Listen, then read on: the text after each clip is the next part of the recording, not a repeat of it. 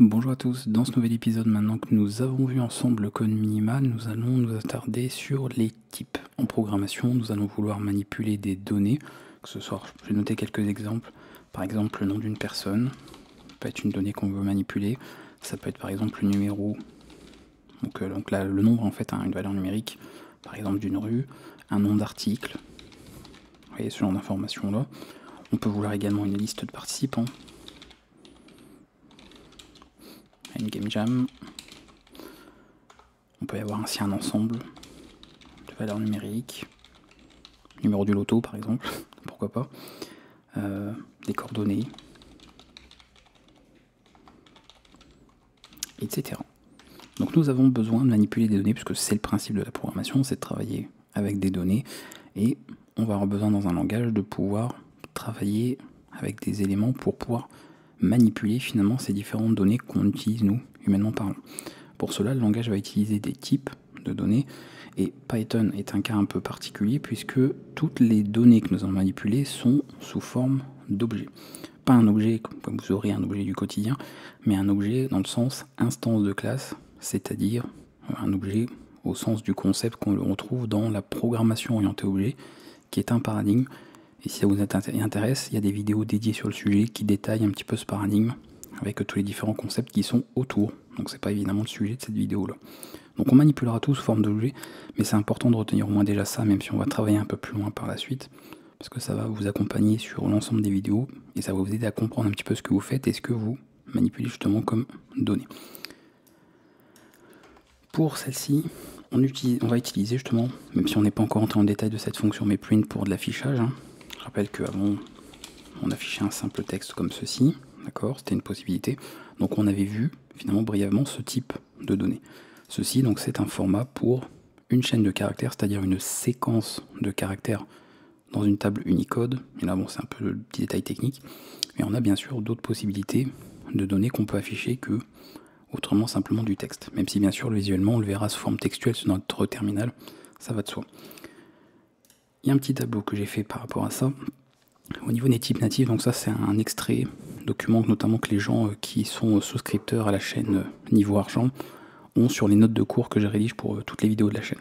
Donc vous avez notamment ceci. On remarque plusieurs types déjà, je vais passer rapidement, je les ai notés comme ça, titre d'information, on va en utiliser certains aussi. Il y a des types un peu particuliers hein, qui sont propres finalement, qui sont des types d'objets en Python qui sont intégrés qu'on peut utiliser.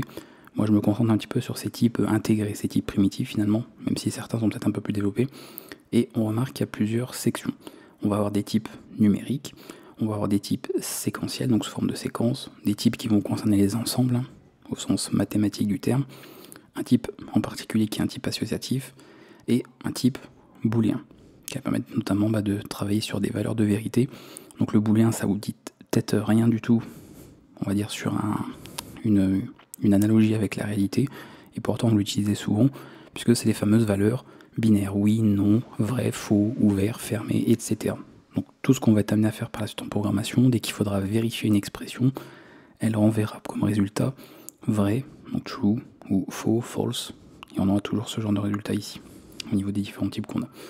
Donc là vous avez le nom du type, en jaune ici, tel qu'il est écrit, tel qu'il s'appelle en tout cas en Python. Je vous ai mis ici une petite description de ce qu'il représente, on va dire, comme type de données. Et ici, un petit peu la syntaxe qu'on peut retrouver dans le langage, puisqu'il y a généralement plein de manières d'écrire, d'accord, et de formater finalement ces types de données.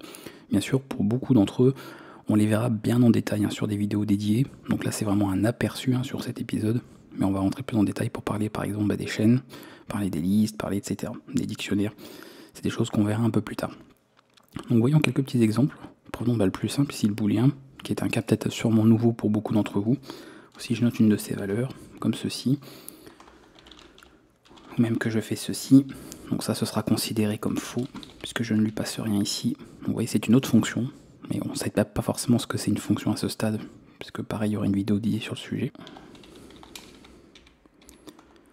Exécuter, et là on a donc directement l'élément, vous voyez ici qui affiche les valeurs que l'on a. Pour des valeurs numériques, par exemple le int ici, on a le nombre entier, vous voyez classique, peut être positif, négatif. Donc on n'utilise pas forcément l'opérateur plus pour une valeur positive, pas besoin, c'est pas obligatoire, vous pourriez la mettre mais c'est pas obligatoire du tout. Par contre pour les valeurs négatives, pour faire la distinction, on met bien évidemment un petit symbole moins. Et on peut comme ça exécuter à nouveau, et vous voyez qu'on travaille avec des valeurs entières. Si je travaille avec des valeurs à virgule flottante, comme ici une approximation de la valeur de pi, je peux faire ceci, et on utilise, comme vous voyez en programmation, le point. On n'utilise pas la virgule, mais le point en informatique pour séparer la partie entière de la partie décimale. Donc la fameuse virgule flottante. Voilà, d'autres exemples que vous avez pour la liste, etc. On va de toute façon les voir en détail, mais voilà, vous voyez un peu comment ça marche. La chaîne de caractères, on connaît aussi. Il y a des cas un peu particuliers aussi, liés aux mathématiques. Donc c'est très spécifique déjà. Mais on voit un peu comment ça fonctionne. Donc je termine avec un petit NuPlay. Donc le NuPlay, c'est lui, tuple, voilà, ce type-là. Et ensuite, la liste qui est ici, représentée sous forme de crochet. On va mettre par exemple ceci. Alors, je mets vraiment plein de choses, hein. Là c'est une liste de n'importe quoi. Là, je peux mettre un booléen, parce que rappelez-vous, ce que je vous ai dit au début, toutes les données sont sous forme d'objets. Donc en fait, la liste, ici c'est une... ici, ce sont des éléments, une séquence muable, donc qui sont changeables d'éléments, et les éléments, bah, ce sont des objets, parce qu'on manipule des objets en Python. Donc on peut mettre n'importe quoi. Une liste peut contenir d'autres listes, peut contenir des entiers, et un mélange un petit peu de tous les types de données qu'on retrouve. Donc on peut vraiment mélanger tout un tas de choses. Oui, je peux refaire une liste ici, même pourquoi pas mettre un NuPlay dedans, comme ceci. Et là on a bien les éléments qui sont affichés, et on voit comme ça la représentation textuelle, un petit peu de tout ça. Donc vous avez ce tableau qui résume un peu tout ce qu'on va voir, en tout cas de près ou de loin selon, parce qu'il y en a qui sont quand même plus spécifiques, mais c'est à connaître avec certains types aussi qu'on va manipuler. Il y en a plein, hein, des cas comme ça, bien spécifiques au niveau du langage. Donc on va en parler de ça, parce qu'encore une fois, on manipule que des objets, donc on va retrouver ça un petit peu partout. Comme j'avais dit précédemment, on va se baser beaucoup sur du code de référence, n'oubliez pas Pandas notamment, donc ça tombe bien. Voyons ce que ça donne sur un projet concret, parce qu'on a des petits exemples. Donc je vous ai préparé ça. Ça évite dans la vidéo de chercher pendant 20 minutes des exemples. Donc vous voyez très simplement, il y a beaucoup de choses à ce stade du cours que vous ne connaissez pas en termes de syntaxe. Par contre maintenant vous voyez, vous êtes capable d'identifier ça. Donc là on a bien une chaîne de caractères, on en a une autre ici. On peut identifier un nombre entier, donc un 0. Ici bon c'est un cas particulier known, parce que c'est lui en fait. C'est le known, il est ici, known type. Donc sa valeur c'est known, c'est-à-dire une absence de valeur. Mais ça fait partie aussi d'un cas spécifique. On a un nouveau un 0 ici. Voilà. Alors là on pourrait se dire tiens, il y a une liste avec des crochets. Mais vous voyez qu'il y a un mot avant, donc on verra que c'est autre chose et on aura l'occasion d'en parler plus en détail. On a en fait en réalité un dictionnaire, mais on verra un petit peu les différentes syntaxes par la suite. Donc là on a plusieurs exemples. Vous voyez la chaîne de caractères, l'entier, le type l'absence de valeur, un non-type. Si je passe sur cette partie, on a un exemple de chaîne multiligne. Je l'avais présenté dans l'épisode précédent, donc vous connaissez. Vous avez dit que ça c'est notamment pour faire des docstrings, donc de la documentation. Donc là c'est exactement le cas. Vous voyez, c'est mis directement ici pour indiquer ce que fait, comme on le verra plus tard, cette fonction. Donc ça donne quelques descriptions pour le développeur pour fournir une aide. Donc on a ce genre de choses. On voit ici qu'on retourne des valeurs visiblement booléennes, hein, le fameux true, le false à nouveau, donc on reconnaît bien, en plus c'est marqué là, donc au niveau du type de retour, parce que là il y a une annotation de type, c'est un peu particulier. Au niveau du 3, et bien là vous avez un dictionnaire, et on a les fameuses accolades avec la paire clé et valeur. Donc si je reviens ici, dict, collection muable de paires, clé, valeur. Donc c'est un type associatif, chaque clé est associée à une valeur, je vous ai mis un exemple là. Voilà, clé plateforme, la valeur correspondante YouTube, clé nom, la valeur correspondante Evolunoob, et là pareil une autre façon de déclarer un dictionnaire en Python.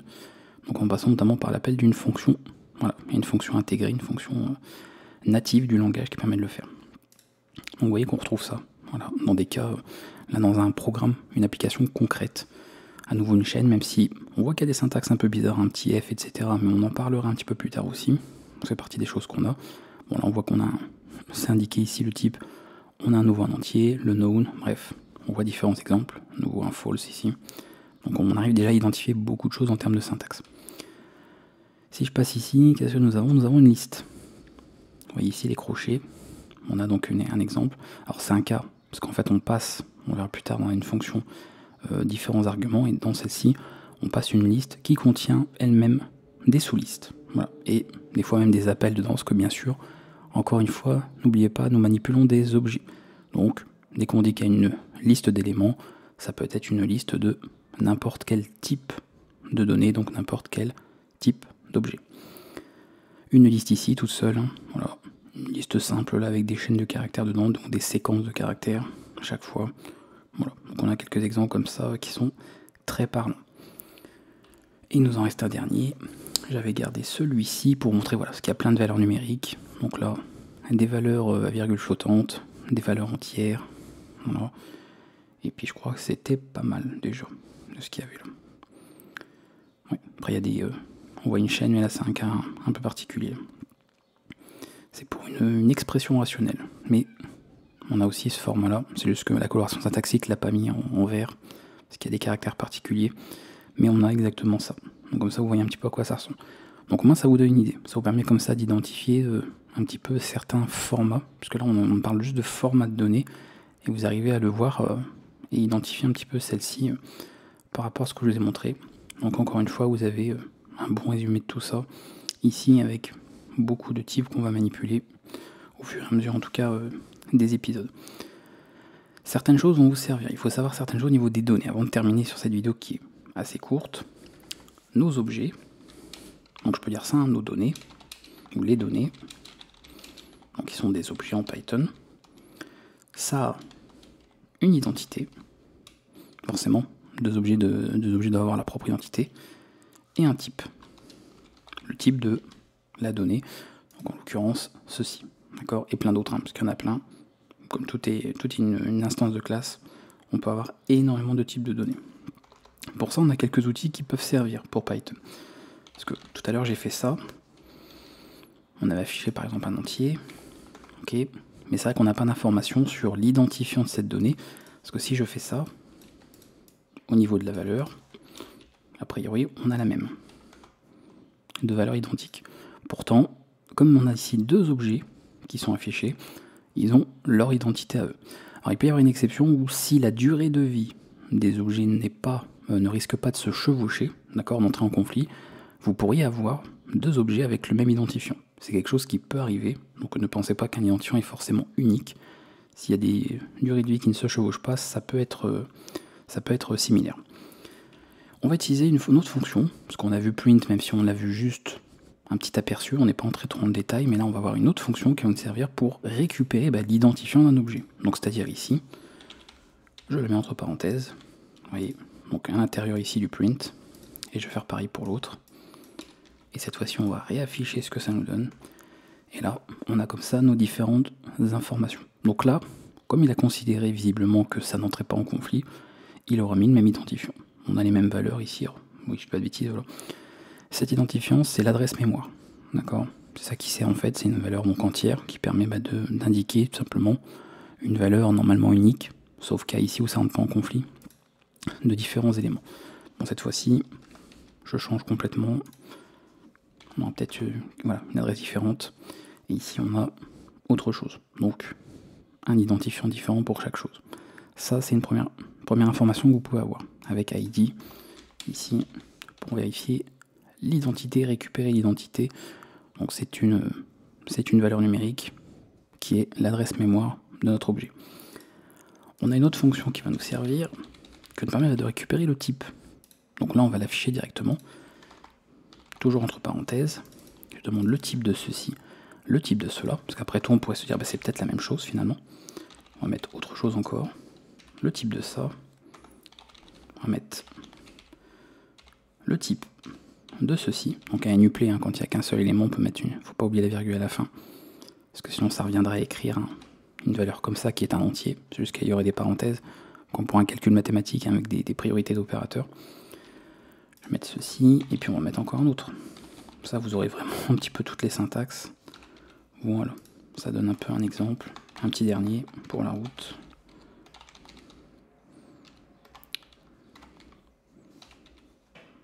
Hop. Et voilà. Donc vous voyez, on a ça aussi. On a bien un élément, une donnée issue de la classe, que je vous l'ai dit, ce sont des objets donc bien l'entier. Ici, un nombre à virgule flottante, une chaîne de caractères, donc une string, mais ici c'est il y a une abréviation en 3 lettres. Indirectement un NuPlay, donc un tuple, ici on a une liste, et ici on a un ensemble. Voilà, donc les différents éléments qu'on a ici.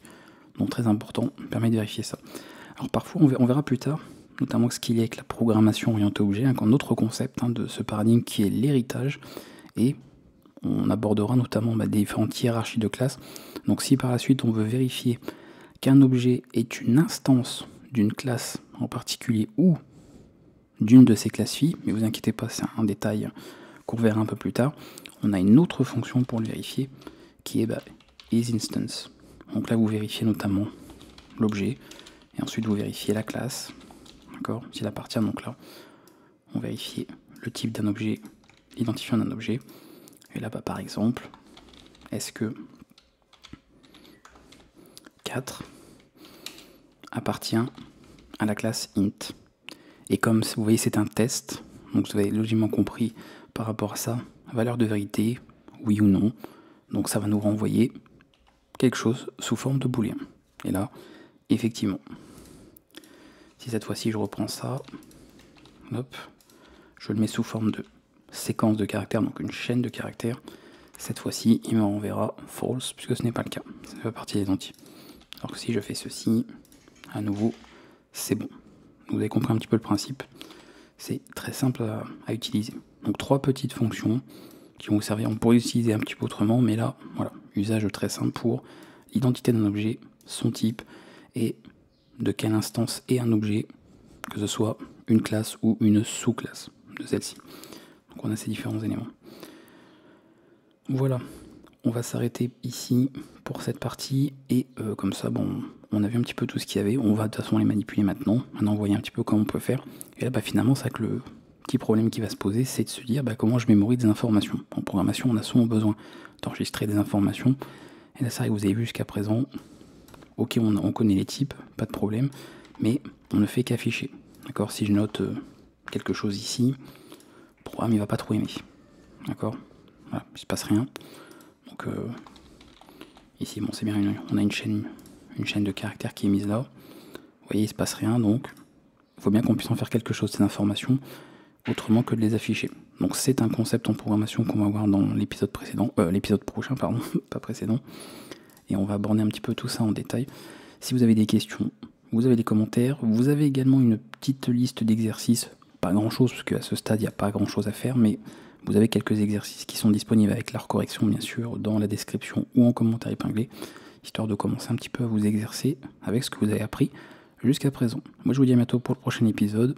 On va commencer à entrer un peu dans le vif du sujet avec les premiers concepts que vous allez voir en programmation, en tout cas si c'est votre premier langage de programmation. A bientôt.